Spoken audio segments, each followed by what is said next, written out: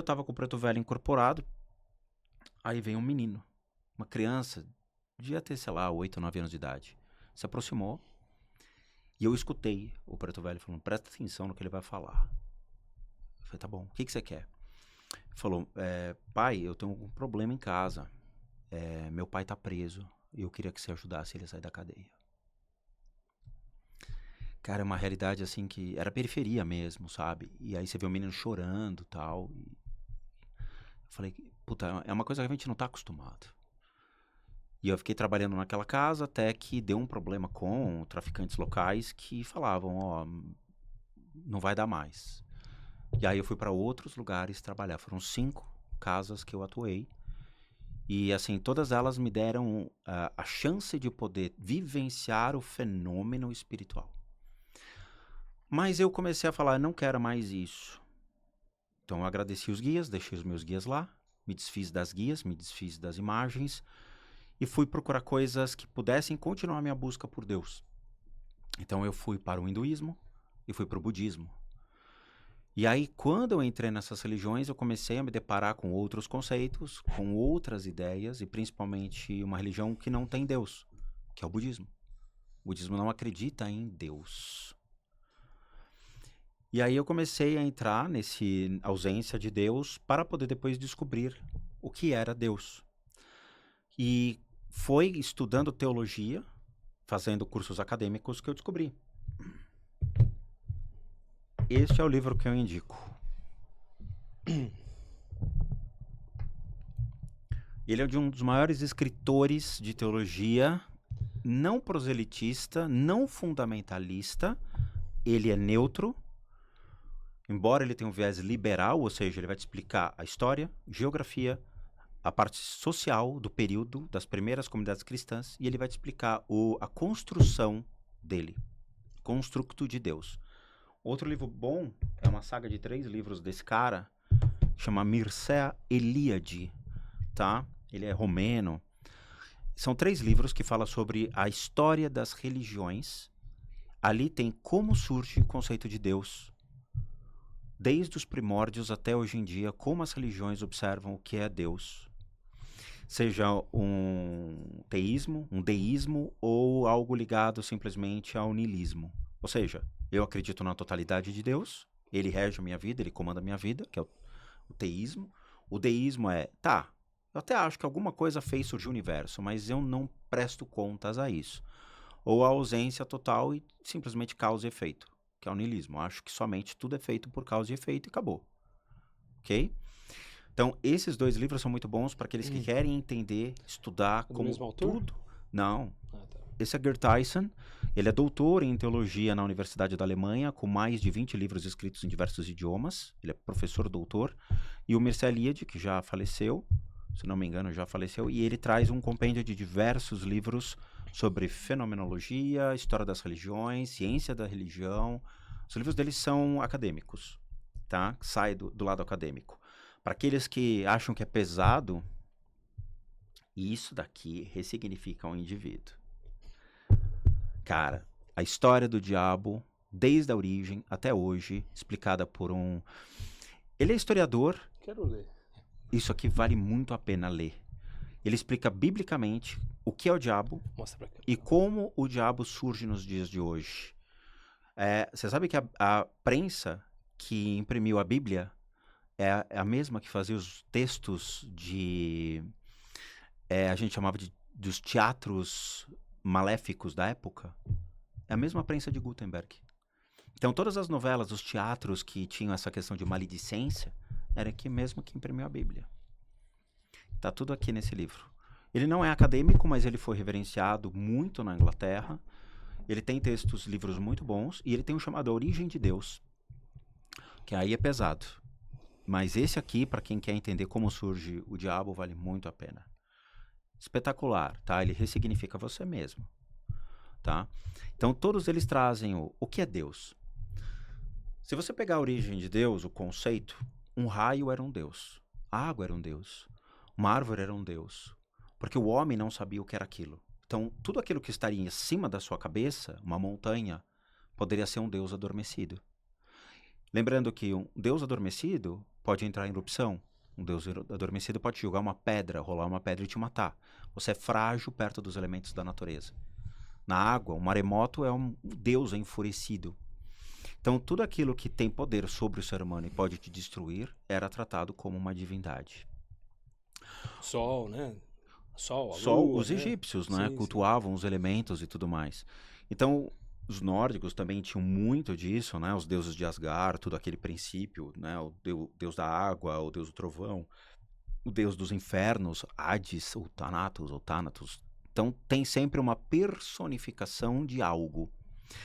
Uma religião, para existir, você precisa de 3 elementos: mito, eto e o rito. Só esses 3 elementos é que podem predeterminar a existência. Todas as religiões têm mitos? Todas. Então, você tem mitologia grega, você tem mitologia egípcia, você tem mitologia suméria. Nórdica. Todas têm. O cristianismo tem a mitologia, Adão e Eva, né? O famoso History Channel adora, que é o Pelados e Largados no Meio do Mato, é o Adão e Eva. A árvore que você come o fruto, você é expulso do paraíso, acaba caindo na estação Sé do metrô, ironicamente falando. E isso faz parte de uma mitologia. E existiu? Não. Ele é simplesmente um princípio para justificar a Gênesis. Entende? Eu preciso contar uma história, então eu crio um enredo para dar origem a tudo. Tá? Então eu preciso ter esses 3. A Bíblia é o livro sagrado deles, então tem um rito lá dentro que você acaba seguindo, toda a igreja tem as cerimônias e todo esse princípio. Quando você tem o povo hebreu, que então origina-se no Velho Testamento, eles tinham a representação de uma crença em acreditar em um Deus que regeria eles, e nós estamos falando há 3.000, 4.000 anos atrás, o princípio de eu acredito em alguma coisa. Só que as pessoas morriam rapidamente, caíam mortas. Eles saem, encontram uma cidade sagrada. Os romanos vêm e tomam essa cidade. Eu passo a reverenciar o imperador como Deus.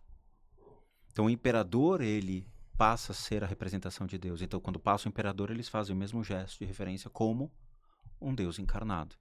Então você tem a representação de um Deus na Terra. Quais são as 2 religiões que têm a representação de um Deus na Terra ainda hoje? Fora o cristianismo? O Papa. Então, o Papa é a representação do Deus na Terra. E os muçulmanos. O muçulmano também tem a sua representação do seu Deus na Terra. Então você tem 2 religiões que têm essa representação da figura. No muçulmano, quem é? Eu não sei qual é o nome do rapaz, mas eles têm a figura de um representante deles, que seria o que traz as mensagens de Alá, e, né? No Velho Testamento a gente tem os profetas que traziam muito essa questão de oráculos e conversar com o divino e se conectar com essa parte da divindade, tá? Então você tem essa representação do Deus que é, eu acredito em algo que me dá a existência da vida e que me faça ainda me movimentar junto à vida. Com o tempo, essa crença claramente acabou caindo. Então, muitas pessoas passaram a não acreditar em Deus como uma verdade absoluta. Simplesmente como alguém que me dá uma possibilidade de existir e a vida eu toco. Tá? Mas esses livros são muito bons para aqueles que querem entender em detalhes como se dá a ideia da construção divina de Deus. O budismo ele não tem Deus. Então, eu sou budista, me converti em 2007, eu iniciei a minha jornada. Tomei meus votos e anulei completamente todo o viés de qualquer crença em 2017, onde eu fiz realmente um processo de retiro budista, fiquei muito tempo estudando e fazendo práticas, e hoje eu tenho já uma segurança muito boa dentro do budismo, tá? O budismo tem o desenvolvimento de certas habilidades. Essas religiões, o espiritismo não tem. O cristianismo não se fala nisso, não existe, é pecado ou crime você desenvolver habilidades que sejam, então, atreladas ao Espírito Santo ou ao Divino. O judaísmo, você sabe muito pouco de certas habilidades que os judeus têm. Eles têm uns judeus mais místicos, mas faz parte simplesmente da egrégora deles, então, para ter acesso a eles tem que ser judeu. É muito fechado.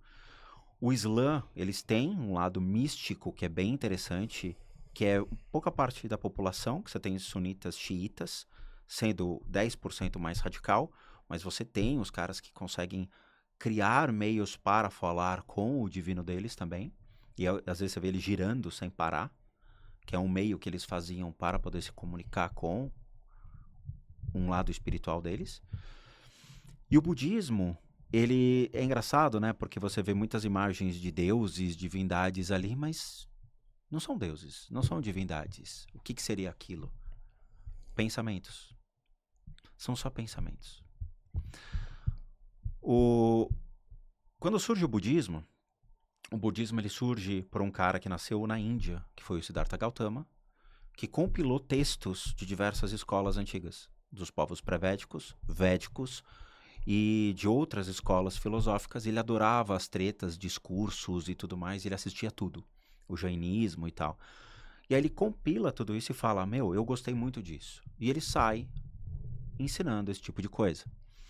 Um dia um pescador parou ele e falou, eu gosto muito de você é um cara muito legal, tal, mas não dá pra falar o que você faz. Eu não consigo fazer tudo o que você faz, tal, eu vou levar uma vida inteira. Não tem um meio mais curto, sem cortar nosso lance aqui e tal? Tem. Aí ele chamou um amigo dele, Samantabhadra, que realmente existiu, falou, cria um pensamento para ajudar esse cara a ter o que ele quer. Tá bom. E aí ele cria uma figura, uma imagem, que são aquelas imagens búdicas que todo mundo vê, que é um pensamento. Você quer ser igual o que você deseja? Pensa nisso. Então tem o corpo de Buda, a fala de Buda e a mente de Buda, que são as práticas. Então ele personifica aquilo que a gente chama de Tantra. Tantra não é putaria. Tantra, tem que deixar isso bem claro. Tem uma grande... É a tântrica, não é? Ou é a mesma coisa? Não existe isso. O budismo é uma coisa, o hinduísmo é outra. O Tantra significa contínuo de energia. Ele surge a partir...